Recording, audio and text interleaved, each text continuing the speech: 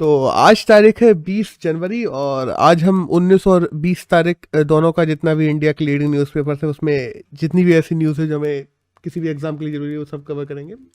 तो अगर 19 तारीख के द हिंदू की बात करें तो एक तो फ्रंट पेज पे न्यूज़ आई है जो कोर्ट ने सुप्रीम कोर्ट ने पूछा सरकार से कि हंगर से डेथ कितनी हो रही है अभी। तो सरकार ने कह दिया पिछले एक साल में हंगर से अपने इंडिया में कोई एक भी डेथ हुई ही नहीं है, जब हमारे सेंटर ने वहाँ कहा है। और जबकि हम भी जानते हैं कि हंगर इंडेक्स में तो हम लोग और पीछे ढकेल गए हैं, 110 में 101वें नंबर पे आते हैं। तो भाई ये क्या झूठ बोल रहे हैं इसको तो सुप्रीम कोर्ट खुद ही लताड़ दिया इस चीज़ पे। अब देखते हैं क्या होता है। और ये पंजाब में ईडी की जो छापेमारी वगैरह हुई है, जो चरणजीत सिंह चन्नी है पंजाब पंजाब के सीएम, उनके जो भतीजे वगैरह हैं उनके यहाँ, उसकी न्यूज़ है। एक न्यूज़ है रैली को लेके आई है। और एक जो अभी 26 जनवरी को परेड होने वाली है उसको लेके आई है कि राजनाथ सिंह ने कहा है कि नहीं, जितनी भी जो एक दो राज्य वगैरह हटाए भी गए हैं वो अच्छे से देख के हटाए गए हैं, पूरा फेयर फेयर है जो भी होगा। तो दैट्स ऑल। फ्रंट पेज पे बात की जाए तो 19 तारीख में कुछ नहीं है। एक पेज नंबर 8 पे न्यूज़ आई है एयर इंडिया को लेके कि एयर इंडिया की काफ़ी सारी ऐसी फ्लाइट्स हैं जिनको रीशेड्यूल किया जा रहा है यूएस में। और यूएस में रीशेड्यूल करने की वजह क्या है? बेसिकली वजह है 5G। अब 5G वजह कैसे है? देखो, 5G में यूएसए में जो बैंडविड्थ रखी गई है वो रखी गई है 4.2 से लेके 4.6 गीगाहर्ट्ज के बीच में। और देखो 5G वैसे तो हम जानते हैं कि मिलीमीटर वेव स्पेक्ट्रम पे चलता है, 30 से लेके 300 गीगाहर्ट्ज तक चलता है, लेकिन हर देश अपने अपने हिसाब से रखता है। तो उसमें अब प्रॉब्लम क्या है? हर फ्लाइट्स में लगे होते हैं ऑल्टीमीटर, और ऑल्टीमीटर काम करते हैं कैसे? 4.2 से लेके 4.4 गीगाहर्ट्ज के बीच में। अब सोचो इतना पास में होगा कि 4.2 से 4.4, और यहाँ पे हम देखते हैं 3.7 से लेके 4.2। तो बहुत ज़्यादा चांसेस है कि 5G के स्पेक्ट्रम और इसके अल्टीमीटर के बाधित कर दें। तो पता ही नहीं पड़ेगा। अल्टीमीटर क्या बताता है? कितना ऊपर है कितना नीचे है फ्लाइट, जमीन से कितनी ऊपर है कितनी नीचे है। पायलट को अल्टीमीटर देख के ये पता पड़ता है। अगर वो सही से काम नहीं किया तो पता पड़ा जमीन में घुसा देगा वो। तो इन सब चीज़ों को देखते हुए भी अभी हाल के लिए रीशेड्यूल कर दी गई कुछ फ्लाइटें, और कुछ फ्लाइटों को दूसरी जगह से घुमा के लाने की गई है। 5G की थोड़ी हम लोग बात करें तो हम जानते हैं कि 5G तकरीबन 20 Gbps की स्पीड रखता है फेवरेबल कंडीशंस में बेसिकली, और नॉर्मली तो ऐसे एक दो Gbps तो आ ही जाती है। और इंटरनेट ऑफ थिंग्स की बात कर लें, आजकल हर चीज़ बड़े डाटा पे हो रही है। हम लोग देखते हैं कोई गेम्स वगैरह भी खेलते हैं हम लोग, क्लाउड कंप्यूटिंग की बात कर लें हम लोग, मतलब फोर्थ इंडस्ट्रियल रिवॉल्यूशन की बात कर लें तो वो भी पूरा का पूरा डाटा पे ही आधारित होगा, सब लोगों का कहना ही है। तो अगर हम बात करते हैं जब भी डाटा की, तो आजकल हर दूसरी चीज़ में डाटा की ज़रूरत पड़ती है, और डाटा बहुत बड़े होते जा रहे हैं जैसे जैसे चीज़ों की क्वालिटी बढ़ती जा रही है। किसी भी, मान लो एक गेम है, उस गेम के अगर ग्राफिक्स बढ़ते हैं, उस गेम में किसी भी प्रकार के ग्राफिक्स को इन्हेंस किया जाता है, या मान लो किसी भी प्रकार की किसी डाटा फाइल है जिसको तुमने बहुत अच्छी क्वालिटी में भेजा है, तो उनके ऑब्वियसली डाटा ज़्यादा होता है। तो इस वजह से भी डाटा की जो ओवरऑल डाटा है वो बहुत ज़्यादा बढ़ता जा रहा है, और इसीलिए हमें तेज़ से तेज़ इंटरनेट की भी ज़रूरत पड़ने वाली है आने वाले समय में। और इंडिया की बात करें तो इंडिया ने 2018 में एक पॉलिसी लाई थी, इसका नाम था Indian national digital communication policy, जिसके आधार पे हम लोग 5G चलाने की बात कर रहे थे इंडिया में। बाय द वे, इंडिया में अभी भी काफ़ी जगह ट्रायल फेस पे है, हैदराबाद वगैरह में, और इंडिया में रोल आउट करने की कहा गया है 2022 से हो जाएगा, इस साल से देखते हैं। और काफ़ी देशों में हो चुका है, यूएसए में भी हो चुका है, जापान में भी हो चुका है, सबसे पहले करने वाला साउथ कोरिया था, और काफ़ी जगह चाइना वगैरह में भी हो चुका है। तो दैट्स ऑल। एक नेक्स्ट न्यूज़ है वही एयर इंडिया को लेकर कि एयर इंडिया के नए जो सीएमडी है वो विक्रम दत्त को बना दिया गया है। अब लेकिन न्यूज़ में है एयर इंडिया तो बात ही कर लेते हैं कि एयर इंडिया हम लोग जानते हैं कि 1932 में बनी थी। टाटा एयरलाइंस पहले नाम से शुरू हुई थी। 1946 में इसको किसने ले लिया था? हमारे इंडियन गवर्नमेंट है, उसने राष्ट्रीयकरण कर दिया था, अपने अंदर कर ले लिया था। जब 1932 में इंडिया वो पहली बार एयर इंडिया बनी थी, तब उसका नाम टाटा एयरलाइंस था। उसको कराची से बॉम्बे पहला प्लेन उड़ाया था, जो हम देखते हैं जीआरडी टाटा ने उड़ाया था। और तब उसका नाम, जो प्लेन है जिसको उन्होंने उड़ाया था, उसका नाम था डी हैविलैंड पास मॉथ। ये प्लेन का नाम था बेसिकली, डी हैविलैंड कहते हैं बहुत से लोग सिंपल लैंग्वेज में। और वो बेसिकली पोस्ट ले जाने के लिए उड़ाया गया था। एक पोस्ट थी जो वो कराची से लेके बॉम्बे लेके आए थे। और फिर 21 फरवरी 1960 को सरकारी कर दिया जाता है।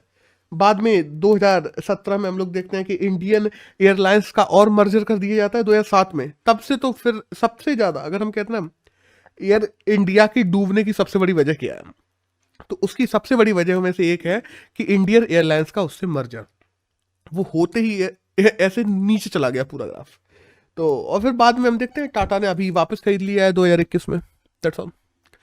एक नेक्स्ट न्यूज है वो आई है नारायण देवनाथ को लेके। कार्टूनिस्ट थे, काफी फेमस कार्टूनिस्ट हैं, पद्मश्री मिला हुआ है, साहित्य अकेडमी अवार्ड भी जीता हुआ है इन्होंने।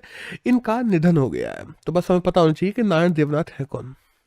एक नेक्स्ट न्यूज है वो आई है अभी एयर स्ट्राइक के बारे में। अभी देखो, हम लोगों ने बात की थी ना यमन की, यमन वगैरह की, कल के परसों के करंट में जब मैंने बात की थी कि हाँ यमन में प्रॉब्लम चल रही है। फिर उसकी ही चलते हुए जो हाउथी रिवेलियन है उन लोगों ने यूएई वगैरह पे बम वगैरह गिरा दिए थे। सऊदी अरेबिया में एक जगह पे बम गिरा दिए थे, वहाँ में इंडियंस भी मर गए थे, 2 इंडियंस मर गए थे, एक पाकिस्तानी मर गया था। तो बदले में अब सऊदी लोगों ने एयर स्ट्राइक कर दी जो यमन की कैपिटल है सना वहाँ पे, और तकरीबन 14 हाउदी लोगों को मार दिया गया है जो हाउदी रिवेलियन के लोग हैं। तो बस यही चल रहा है, बैक एंड फोर्थ चल रहा है, ऐसी बात बोली जाए तो। और पीछे तो हम लोग जानते हैं कि यमन का नाम लेके लड़ाई की असलियत में ईरान और सऊदी अरेबिया कर रहे हैं। तो जब हम एक नेक्स्ट न्यूज है ये इंडोनेशिया को लेके, कि इंडोनेशिया की हम जानते हैं जो कैपिटल है जकार्ता।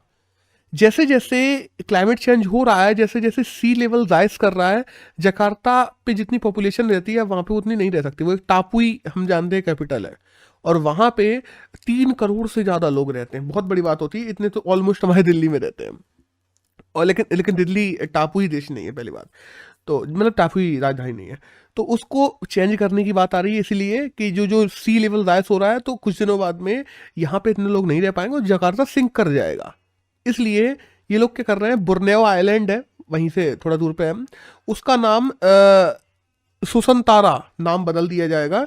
और तकरीबन 56,000 हेक्टेयर का ये दूसरा आइलैंड जो फैला हुआ है, इसको $33 बिलियन में एक स्मार्ट सिटी के रूप में डेवलप किया जा रहा है। हालांकि वहाँ पे जो प्रेसिडेंशियल पैलेस वगैरह हैं ये सब बनना शुरू भी हो गए हैं। और हम लोग बात करें कि प्रेसिडेंट कौन है, तो विडोडो है, हम लोग जानते हैं। और जकार्ता 1945 में डचों से आज़ादी मिली थी। नीदरलैंड से बेसिकली डच आए थे, डच इंडिया भी आए थे, बस अंग्रेजों के सामने, यहाँ पे ब्रिटिशर्स के सामने उनकी चल नहीं पाई, कह सकते हैं हम। तो दैट्स ऑल। एक नेक्स्ट न्यूज़ है वो ये बीबीएल को लेके, बिग बैश लीग को लेके, जो ऑस्ट्रेलिया में होती है बेसिकली। तो जो उन्मुख चंद हैं वो इंडिया के पहले प्लेयर बन गए हैं जो बीबीएल में जाके खेले हुए हैं। बीबीएल बेसिकली मेलबर्न जो टीम है उसकी तरफ से वो खेले हैं। और अगर हम बात करें कि उन्मुख चंद पहले कौन थे, तो वो इंडिया के अंडर-19 कैप्टन भी रह चुके हैं। तो दैट्स ऑल।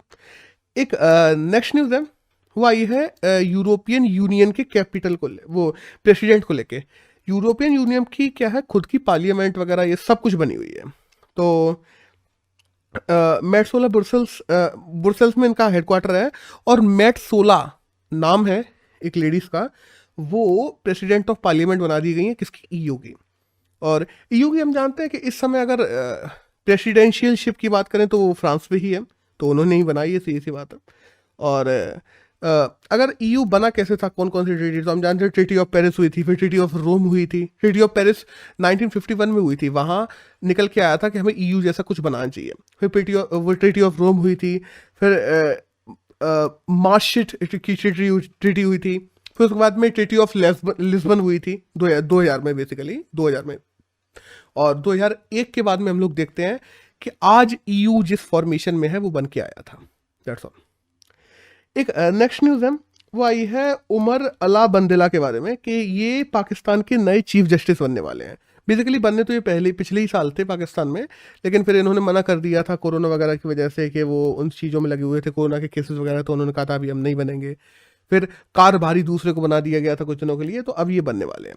और देखो, जब हम पाकिस्तान की बात करें ना चीफ जस्टिस की, तो वो भी ऑलमोस्ट इंडिया के तरीके से ही बनते हैं कि सुप्रीम कोर्ट का जो सबसे ज़्यादा वरिष्ठतम जज होता है उसको चीफ जस्टिस बना दिया जाता है। That's all. एक नेक्स्ट न्यूज़ है वो ये कॉल ऑफ ड्यूटी गेम के बारे में, कि माइक्रोसॉफ्ट जो कंपनी है उसने तकरीबन 68.7 बिलियन डॉलर में कॉल ऑफ ड्यूटी को खरीद लिया है, और ये आज तक की हुई बिगेस्ट गेमिंग डील मानी जा रही है। और बाय द वे अगर माइक्रोसॉफ्ट की बात करें तो ये डील करने के बाद Microsoft 3rd largest gaming company बन गई है। और हम लोग अगर बात करें ना, इस समय ऑनलाइन गेमिंग मार्केट तकरीबन 173 बिलियन डॉलर का हो चुका है, और आने वाले समय में तकरीबन 2027 तक 314 बिलियन डॉलर का हो जाएगा, ऑलमोस्ट डबल हो जाएगा। तो सीधी सी बात है कि गेमिंग मार्केट धीरे धीरे इंडिया में ग्रो ही कर रहा है, और बहुत ज़्यादा ग्रो। इंडिया में क्या है यार, वो तो पूरे वर्ल्ड में ग्रो कर रहा है, सही सच वाली बात बोलो तो। एक नेक्स्ट न्यूज़ है, वो आई है टेलीकॉम बेस को लेके इंडिया के। तो इंडिया के जो टेलीकॉम बेस है, कि मतलब कितनी सिमें वगैरह हैं, कितने टेलीकॉम कम्युनिकेशंस या कस्टमर्स हैं जो इस समय चालू हैं, तो 119 करोड़ हो गए हैं। देखो, इसका मतलब ये नहीं है कि 119 करोड़ पे जो टेलीकम्युनिकेशन सेवाएं हैं वो पहुंच गई हैं, क्योंकि एक एक दो दो सिमें सब लोग रखते हैं। तो 119 ऐसे टेलीकम्युनिकेशन कनेक्शंस हो चुके हैं इंडिया में इस समय जो चालू हैं। और बाद में अगर बात करें तो जानते हैं कि सबसे ज़्यादा अगर कस्टमर्स किसके पास में है, तो 42 करोड़ के साथ में जियो नंबर 1 पे है, सेकंड पे हम देखते हैं एयरटेल है, और थर्ड पे वीआई है, और BSNL MTNL आते हैं कहीं बहुत पीछे। तो और अगर बात करें ना, एक डाटा भी निकल के आया है कि एक एवरेज इंडियन, हम लोग दुनिया में 5वें नंबर पे आते हैं बाय द वे सबसे ज़्यादा मोबाइल यूज करने में, और एक एवरेज इंडियन तकरीबन रोज का 5 घंटे एवरेज टाइम अपना मोबाइल पे गुजारता है। और 5 घंटे बहुत बड़ी बात होती है। एक दिन का 1/4 हिस्सा अगर तुम मोबाइल पे गुजार रहे हो, तो सीधी सी बात है वो दिमाग पे कितना असर करता होगा। तो और फिर उसके बाद में सोना, नहाना, बहुत सारी क्रियाएं होती हैं दिन में, सीधी सी बात है। तो जो भी है, जबकि टेक्नोलॉजी होनी ऐसी चाहिए कि हमें केवल जब तक यूज करनी है टेक्नोलॉजी का जितना इस्तेमाल है उतना करो, उसके बाद में टेक्नोलॉजी उठा के एक तरफ रखो, टेक्नोलॉजी में लगे मत रहो। लेकिन जो भी है, एक नेक्स्ट न्यूज़ है, वो आई है टाइगर कॉरिडोर के बारे में, कि 5 राज्यों में तकरीबन 32 टाइगर कॉरिडोर और बनाए जा रहे हैं। और हम जानते हैं कि बेसिकली टाइगर जो है इंडिया में, उनको प्रिजर्व करने के लिए टाइगर्स की संख्या बनाने की ये सब है। और टाइगर रिजर्व की बात करें तो अभी हम देखते हैं कि 52वां टाइगर रिजर्व जो रामगढ़ टाइगर रिजर्व है वो बन गया था राजस्थान में, और 2 नए टाइगर रिजर्व की घोषणा और कर दी गई है। तो जो हम देखते हैं कि घासीदास टाइगर रिजर्व है, नेशनल पार्क के वैसे बाय द वे इस टाइम पे उसको टाइगर रिजर्व बनाया जा रहा है, 53rd बनेगा वो इंडिया का। और जो Timor Pingala wild life sanctuary है उसको भी टाइगर रिजर्व के रूप में बनाया जा रहा है, वो 54th टाइगर रिजर्व बन जाएगा इंडिया का। That's all. एक नेक्स्ट न्यूज़ है, वही है पेंच टाइगर रिजर्व के बारे में, कि देखो एक है, एक कॉलर वाली टाइग्रेस कहा जाता था, नाम रखा गया था उसका कॉलर वाली। और ये क्या था, पेंच टाइगर रिजर्व है मध्य प्रदेश में, वहाँ पे थी।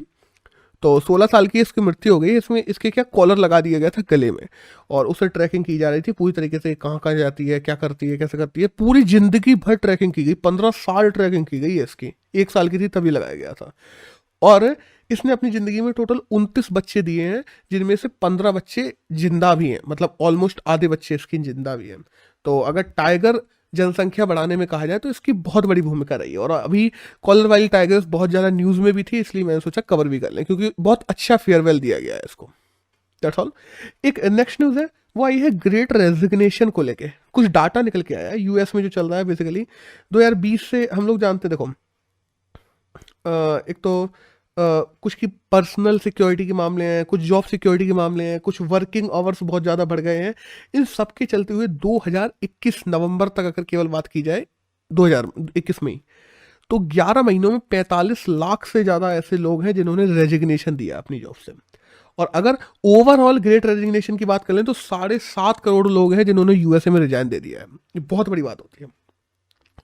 और जस्ट बिकॉज ऑफ कि हाँ उन्हें एक अच्छा अल्टरनेट चाहिए, उनके पास में जॉब के और नए साधन आ गए हैं, फ्रीलांसिंग जैसी चीज़ें आ गई हैं, पार्ट टाइम जॉब्स वगैरह करके लोग ज़्यादा कमा ले रहे हैं। तो वो नहीं चाहते कि हम अपने वो चाहते हैं, मेंटल अवेयरनेस एक बहुत बड़ी चीज़ होती है। तो मैं जब ये समझ में आ जाता है कि हाँ इस जॉब में रहकर मैं पैसे भले ही कमा पा रहा हूँ बट मेरी मेंटल स्टेबिलिटी बिगड़ती जा रही है, तो इस वजह से ये होता है ज़्यादातर। इसका मेन कारण वो माना जा रहा है, कारण बहुत सारे हैं, तो इस आर्टिकल में ये कारण माना गया बेसिकली।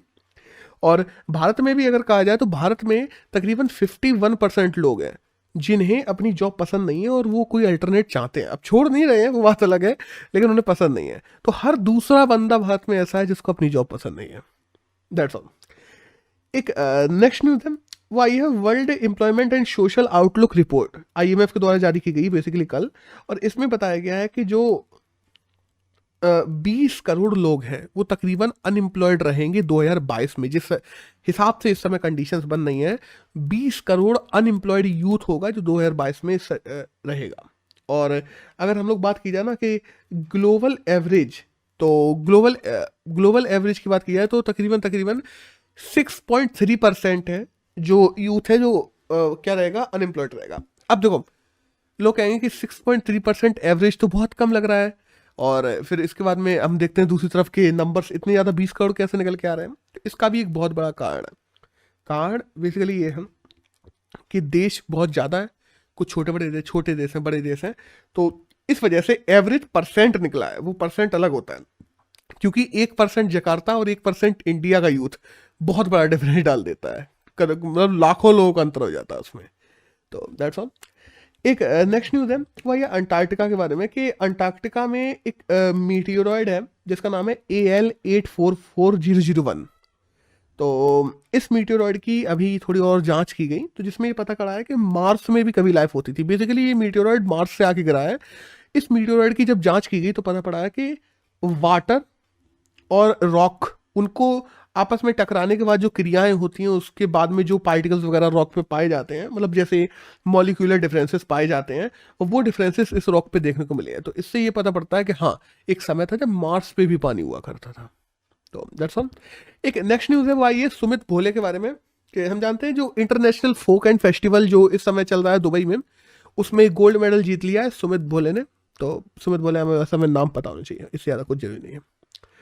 और एक छोटी सी न्यूज़ हो रहा है वो आई है शांति देवी के बारे में। शांति देवी बाद में पद्मश्री रही हैं इंडिया में, और सोशल एक्टिविस्ट भी थी उड़ीसा में, उन्होंने बहुत लोगों की मदद भी की है। तो इनका हाल ही में निधन हो गया है। तो बस हमें पता होना चाहिए शांति देवी कौन है। शांति देवी एक सोशल एक्टिविस्ट है उड़ीसा से। That's all. अब ये तो हो गई पहले कल की बात। अब आज के द हिंदू की बात करते हैं। तो एक फ्रंट पेज की बात करें तो एक तो आई है जो कोविड के डेथ्स को लेके आई है, कि सुप्रीम कोर्ट ने सारे राज्यों को बुलाया। उन्होंने कहा कि कोविड के डेथ्स के जो मुआवजे हैं लोगों को देने के वादे किए हैं, वो अभी तक दिए क्यों नहीं जा रहे हैं। तो इसको लेकर काफ़ी फटकार लगा दी। सरकार कह रही है कि टेक्निकल ग्लिचेस हैं, उस वजह से नहीं दे पा रहे हैं। तो उन्होंने कहा टेक्निकल ग्लिचेस क्या होता है, ये तुम्हारी जिम्मेदारी बनती है, सुधारो। तो इनको लेकर सुप्रीम कोर्ट ने फटकार लगा दी। एक श्रीनगर को लेकर फोटो आई है कि बर्फ गिर गई है। एक स्टेट और सेंटर के बीच में प्रॉब्लम आ रही है आईएएस आईपीएस को लेके, तो इसको अभी अपन डिटेल में बात करेंगे। एक न्यूज़ है जो आई है मुलायम सिंह की डॉटर ऑफ लॉ को लेके, उनका नाम अर्पणा है बेसिकली। तो उन्होंने बीजेपी ज्वाइन कर लिया है। बाय द वे, ये मुलायम सिंह अखिलेश यादव, ये जो अर्पणा है ये अखिलेश यादव से रिलेटेड बिल्कुल नहीं है। मुलायम सिंह ने एक शादी की थी जिससे अखिलेश यादव है, हम लोग जानते हैं, जो इस समय समाजवादी पार्टी के हेड है। और एक मुलायम सिंह का जब डेथ हो गई उनकी, अखिलेश यादव की मम्मी की 2003 में, उसके बाद में 2007 में पता पड़ा था कि इनसे भी पहले मुलायम सिंह का एक एक्स्ट्रा मैरिटल अफेयर चलता था। तो उनसे 2007 में एक लड़का हुआ था जिसका नाम था प्रतीक। ये उसकी पत्नी है अर्पणा, जिन्होंने अभी हाल में बीजेपी ज्वाइन की है। तो ये एक छोटी न्यूज़ थी, मैं उसको कवर कर लें। और एक फ्रंट पेज पे जो न्यूज़ आई है वो हरियाणा को लेके आई है, कि हरियाणा ने जो 75% लोकल लोगों को जॉब देने के लिए कानून बना दिया है, ये लागू तो करवा दिया गया है, लेकिन इससे डाटा निकल के आया कि जॉब लॉस ही ज़्यादा होंगे, क्योंकि कंपनियां बाहर निकलने की कोशिश करेंगी, उन्हें स्किल्ड वर्कर चाहिए। और हरियाणा अभी इसके लिए प्रिपेयर नहीं था, जैसा लॉ ला दिया गया है। और हरियाणा ने इतनी भड़बड़ी में ये लॉ क्यों लेके आया है, जस्ट बिकॉज ऑफ के अनएम्प्लॉयमेंट रेट की अभी जब डाटा निकल के आया तो हरियाणा का यूथ सबसे ज़्यादा अनएम्प्लॉयड था, 30% टच कर रहा था। बहुत बड़ी बात होती है। तो अगर फ्रंट पेज की बात की जाए तो ज़्यादा कुछ नहीं है, केवल कि यूनियन गवर्नमेंट और स्टेट गवर्नमेंट की जो वो आई है न्यूज़, उसको हम लोग देखते हैं। हुआ क्या, यूनियन गवर्नमेंट ने अभी सारे के सारे जितने भी स्टेट्स हैं सबको एक एक मेमोरेंडम भेजा है, जिसमें बताया गया है कि हाँ भाई, जो आईएएस और आईपीएस को लेके जो रूल्स हैं, उसमें रूल नंबर 6 को हम लोग चेंज करने जा रहे हैं। अब इसमें चेंजेस क्या क्या होंगे। एक तो सेंटर को अगर जरूरत पड़ती है किसी भी आईएएस आईपीएस की अचानक, तो वो स्टेट से बिना पूछे ले सकता है। सेंटर डिसाइड करेगा कि किस राज्य के एडमिनिस्ट्रेशन में कितने आईएएस आईपीएस रहेंगे। सेंटर डिस्प्यूट सॉल्व करेगा अगर आईएएस आईपीएस को लेके सेंटर स्टेट के बीच में कोई डिस्प्यूट होता है तो। और एक अगर कुछ स्पेसिफिक सिचुएशंस हो जाती हैं अचानक, तो सेंटर आईपीएस आईएएस को अचानक भी बुला सकता है, बिल्कुल राज्य से नहीं पूछा जाएगा। अभी क्या है, राज्य के अंतर्गत आते हैं आईएएस आईपीएस, मतलब काम तो वहीं करते हैं, तो वहाँ के सीएम वगैरह से परमिशन लेनी पड़ती है। अब देखो बेसिकली ये हुआ क्यों है। वेस्ट बंगाल में हम लोग देखते हैं चुनाव थे, वहाँ के जो चीफ सेक्रेटरी थे उनको हटाने की बात चल रही थी। ममता बनर्जी ने उनको हटने ही नहीं दिया। उन्होंने साफ लिख दिया कि मतलब हम नहीं चाहते कि ये हटे, सीधी सी बात है। सेंटर चीफ सेक्रेटरी को बदल ही नहीं पाई, वो पूरे चुनाव उसी में हो गए, वही चीफ सेक्रेटरी बने रहे। तो उस चक्कर में सेंटर खासा गुस्सा है इस चीज़ों को लेकर। भाई सीधी सी बात है कि सेंटर ज़्यादा दमदार है इस समय, तो सेंटर चाहता है कि पावर सेंटर में आ जाए, दैट्स ऑल। पावर डायनेमिक्स ही ऐसे काम करते हैं कहा जाए तो। एक नेक्स्ट न्यूज़ है वो आई है अभी एक एस्ट्रॉयड को लेके। एक एस्ट्रॉयड है जिसका नाम है 7482। बाय द वे साइंटिस्ट ऐसी चीज़ें बताते नहीं है, जब ये हो जाता है तब बताते हैं हम लोगों को। तो एक एस्ट्रॉयड है जिसका नाम है, नंबर रखा गया है बेसिकली 7482। 1 किलोमीटर उसका तकरीबन डायमीटर है, जो अभी पोटेंशियली हैजार्डस था और अभी अर्थ के पास से निकला है। और मतलब बहुत ज़्यादा चांसेस थे कि ये आके अर्थ पे भी गिर जाए। और अगर 1 किलोमीटर का डायमीटर वाला कोई भी गिरता है तो पूरे पूरे शहर, पूरे पूरे देश खत्म करने की दम रखता है वो, सीधी सी बात बोली जाए तो इसको नासा ने अभी बाद में जब वो निकल गया तब बताया। जो भी है, पता तो था, बहुत सारी स्पेस एजेंसीज को पता था, बस पब्लिकली नहीं बताया गया था, वरना लोगों में भाई ये पैनिक आता है, सीधी सी बात है इन चीज़ों को लेकर।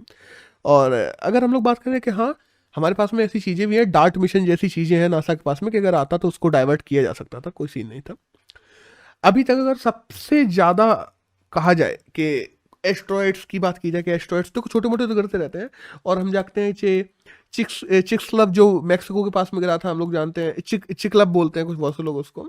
तो उसमें तो डायनासोर ही खत्म हो गए थे, 1/3 वो 3/4 जो ओवरऑल पॉपुलेशन है जितनी भी जीवित लोगों की थी वो सारी ही खत्म हो गई थी, डायनासोर स्पीसीज ये सब पूरे उसमें रेडिकेट हो गए थे, जो भी है ऐसा माना जाता है बेसिकली। और अगर हम लोग बात करें कि जब से ह्यूमंस हैं तब से सबसे पास में से कौन सा एस्ट्रॉयड गुजरा है, तो एक एस्ट्रॉयड है जिसका नाम है 4179। तो एस्ट्रॉयड 4179 1989 में गुजरा था, मतलब आज से तकरीबन 30 साल हो गए। और वो 1989 में गुजरा था, वो तकरीबन 5.5 किलोमीटर स्क्वायर का उसका डायमीटर था, और वो 7500 किलोमीटर पास से गुजरा था अर्थ के। और वो अगर गिरता तो बहुत कुछ हो जाता। उस समय तो हमारे पास में टेक्नोलॉजी भी नहीं थी ऐसी कि हम डाइवर्ट भी कर सकें। तो दैट्स ऑल, बस ये सबसे पास से गुजरा हुआ एस्ट्रॉयड है आज तक, जब से इंसान आए हैं बेसिकली, दैट्स ऑल। और एक नेक्स्ट न्यूज़ है वो आई है वर्चुअल समिट के बारे में। देखो, इंडिया सेंट्रल एशियन कंट्रीज को बुलाने वाला था 26 जनवरी के परेड में, उसको कैंसिल करना पड़ गया बिकॉज ऑफ कोविड।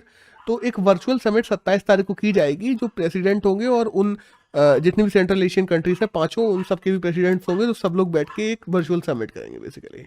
और देखो, अगर सेंट्रल एशियन की बात की जाए ना, तो हम जानते हैं प्री इस्लामिक एरा से ही हमारे संबंध उन लोगों के साथ में काफ़ी अच्छे रहे हैं पहले तो।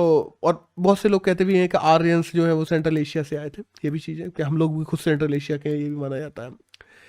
हुआ क्या था, प्री इस्लामिक एरा के बाद में जब इस्लामिक एरा आता है तो ईरान के जो लोग होते हैं, ईरानियंस, वो सेंट्रल एशियन कंट्रीज पे मतलब आधिपत्य कर लेते हैं। फिर तुर्की आ जाते हैं, फिर उज्बेक आ जाते हैं, बाद में 19वीं सेंचुरी में यूएसएसआर बन जाता है, फिर 1991 में यूएसएसआर टूट के 14+1 कंट्रीज में टूट जाता है, और तब आज के सेंट्रल एशिया के जो 5 देश हैं वो बनते हैं।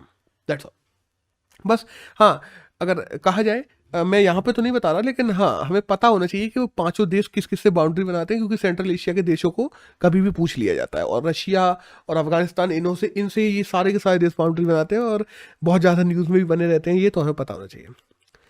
एक नेक्स्ट न्यूज़ है वो आई है हरियाणा और हिमाचल को लेकर, कि इन दोनों ने आपस में एक MOU साइन किया है, जिसके तहत जो सरस्वती रिवर है उसको दोबारा से रिवाइव किया जाएगा। अब सरस्वती रिवर क्या है, हम जानते हैं 1500 से 500 BC के बीच में क्या चला था, हमारा वैदिक काल चला था, और उसमें भी 1500 से 1000 के बीच में चलता है, 1500 से 1000 BC की बात कर रहा हूँ मैं, उसमें चलता है ऋग्वैदिक काल, जिसमें हमारे ऋग्वेद में बताया गया है कि हाँ एक नदी थी जो सप्त सिंधु प्रदेश कहा जाता है। सप्त सिंधु प्रदेश बेसिकली जहाँ पे सबसे पहले आके आर्य बसे थे, सप्त सिंधु प्रदेश कहा जाता है। तो सिंधु नदी से निकलने वाली 7 नदियां वहां पे बहती थी, झेलम, चिनाब, रावी, व्यास, सतलज, यमुना, सरस्वती। तो ये सातों की सातों जो नदियां थी वहां पे ही ये लोग आके बसे थे, और बाकी सारी नदियां आज भी हैं। हम लोग झेलम, चिनाब, रावी, व्यास, सतलज, जब यमुना की बात करें, ये नदियां आज भी हैं। सरस्वती नदी है जो खत्म हो चुकी है।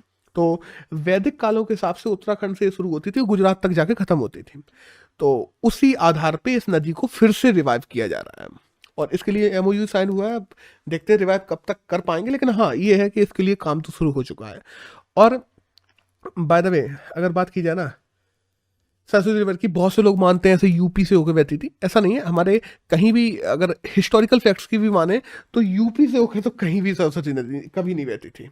और फिर बहुत से लोग हैं, महाराष्ट्र में जाओ तो महाराष्ट्र में एक जगह है, वहाँ पे भी बहुत से लोग मानते हैं कि सरस्वती रिवर यहाँ से बहती थी, तो वो तो बिल्कुल ही नहीं है। ऐसा बहुत सारी वही है ना कि जब कोई रिवर खत्म हो जाती है तो सब अपने अपने यहाँ की धार्मिक मान्यताओं को बढ़ावा देने के लिए उस रिवर को अपने यहाँ की बताने लगते हैं। तो वही सरस्वती के साथ चलता है पूरे इंडिया में। एक नेक्स्ट न्यूज़ है वह ये सेबी को लेके, सेबी ने एक ऐप लॉन्च किया है जिसका नाम है साथी। बेसिकली जो इन्वेस्टर्स हैं उनकी अवेयरनेस को बढ़ाने के लिए, क्योंकि अभी पेटीएम के टाइम पे काफ़ी सारे इन्वेस्टर्स का नुकसान हो गया है, तो उस चीज़ की अवेयरनेस को बढ़ाने के लिए साथी ऐप लॉन्च किया गया है। सेबी की बात करें तो 1988 में इसकी स्थापना हुई थी। मुंबई में इसका हेडक्वार्टर है, अजय है जो इसके हेड है इस समय। एक नेक्स्ट न्यूज़ है वह ये है अभी फ्लिपकार्ट को लेके कि फ्लिपकार्ट एक लीप अहेड प्रोग्राम शुरू करने वाला है। बेसिकली 2 प्रोग्राम है लीप अहेड के अंतर्गत, 2 अलग अलग, जिसमें जो छोटे स्टार्टअप्स हैं उनको फंडिंग दी जाएगी, उनको सपोर्ट किया जाएगा। 100 मतलब $100,000 तक का सपोर्ट किया जाएगा कई कई स्टार्टअप्स को। अब देखते हैं, ये बहुत अच्छा प्रोग्राम है। और स्टार्टअप्स तो सीधी सी बात है, स्टार्टअप्स हमारे पीएम भी कह चुके हैं कि हमारे देश की बैकबोन है। देश की क्या, किसी भी इकोनॉमी की बैकबोन स्टार्टअप्स ही होते हैं। वो बात अलग है कि 70% स्टार्टअप्स खत्म हो जाते हैं, लेकिन जो 30% खड़े होते हैं ना, वो काफ़ी लोगों को जॉब्स देते हैं आगे जाके, और वही स्टार्टअप्स बड़ी कंपनियां भी बनते हैं आगे जाके। तो दैट्स ऑल, बस हमें पता होना चाहिए कि लीप अहेड प्रोग्राम किसके द्वारा है, तो फ्लिपकार्ट के द्वारा चलाया हुआ एक स्टार्टअप सपोर्टिंग प्रोग्राम है। एक नेक्स्ट न्यूज़ है वही है अंटार्कटिका की आइस फिश को लेके। बेसिकली जो एक कॉलोनी है बेसिकली अभी रिसेंटली खोजी गई है आइस फिश की। आइस फिश कैसी होती है, बिल्कुल पानी जैसी होती है, उसमें अंदर हड्डियां भी नहीं दिखाई देती, अंदर खून भी नहीं दिखाई देता, उसमें हीमोग्लोबिन ही नहीं होता, सीधी सी बात है, खून होता ही नहीं है, और स्किन से ऑक्सीजन लेती है वो। तो इसकी एक बैटली नाम की एक नई कॉलोनी खोजी गई है अंटार्कटिका में। बस इससे ज़्यादा हमें कुछ जानने की जरूरत नहीं है। एक नेक्स्ट न्यूज़ है वह यह आईएमडी को लेके कि जो इंडियन मेट्रोलॉजिकल डिपार्टमेंट है उसके द्वारा ऐसी हैजार्डस जो क्लाइमेट है और जो हमारे यहाँ की अलग अलग क्लाइमेट सिचुएशंस होती हैं उनसे बचने के लिए एक वेदर एरियाज का एक मैप लॉन्च किया गया है। बाय द वे देखो, बेसिकली हुआ तो ये आईएमडी के द्वारा भी नहीं है। आईएमडी के अंतर्गत एक संस्थान आती है जिसका नाम है क्लाइमेट रिसर्च सर्विस, सीआरएस। तो आईएमडी के अंतर्गत सीआरएस ने एक ऐसा एटलस बनाया है जिसमें 12 ऐसी ऐसी अलग वेदर एरियाज को बताया है जो हैजार्डस हैं या जो बाद में प्रॉब्लम दे सकती हैं किसी प्रकार के, जहाँ पे हैजार्डस क्लाइमेट बने रहते हैं, तो उनको टैकल करने के लिए एटलस बनाया गया है। That's all. आईएमडी की बात करें तो 17 जनवरी 1875 में इसका फॉर्मेशन हुआ था ब्रिटिशर्स के टाइम पे, और आज़ादी के बाद में इसका नाम हम लोगों ने आईएमडी कर दिया था। That's all. एक नेक्स्ट न्यूज़ है वह ये AFC women football Asia cup को लेके। अब ये क्या है, बेसिकली एशिया कप जो फुटबॉल का होता है, इसी एशिया कप से चुन के लोग फिर फीफा में जाते हैं। तो अभी तो अगर इंडिया की बात की जाए तो इंडिया ना तो पुरुषों में ना ही महिलाओं में कभी क्वालिफाइंग के आगे भी नहीं बढ़ पाया है। एक बार बस बढ़ा था ऐसी बात नहीं। पुरुषों में हाँ, अगर हम लोग बहुत पहले जाते हैं 1945-43 के टाइम पे, तो हाँ फिर तो हम लोग फीफा भी खेले हैं, लेकिन अभी पिछले अगर 30-40 साल से देखते हैं तो हम लोग क्वालिफाइंग के आगे भी नहीं बढ़ पा रहे हैं। तो देखते हैं इस बार क्या होता है, क्योंकि इस बार जो वुमेन्स फुटबॉल एशिया कप है वो भारत में ही हो रहा है, तो देखने वाली बात होगी क्या होता है। और उड़ीसा में हो रहा है बताना। एक नेक्स्ट न्यूज़ है वो ये है एक बुक को लेके कि Bose the untold story of an inconvenient nationalist, ये बुक का नाम है, और इस बुक को चंद्रचूड़ घोष जो है उनके द्वारा लिखा गया है। तो बस हमें पता होना चाहिए कि ये नई बुक है, तो इसके राइटर कौन है, चंद्रचूड़ घोष है, बस दैट्स ऑल। और अगर एडिटोरियल की बात करें तो एडिटोरियल मैं आज कवर नहीं कर रहा हूँ, एडिटोरियल हम लोग कल से डेली कवर करेंगे। तो दैट्स ऑल। अगर हम बात करते हैं 20 और 19 जनवरी की, तो यही कहना था जो हमें किसी भी एग्जाम में जाने के लिए जरूरी था। That's all.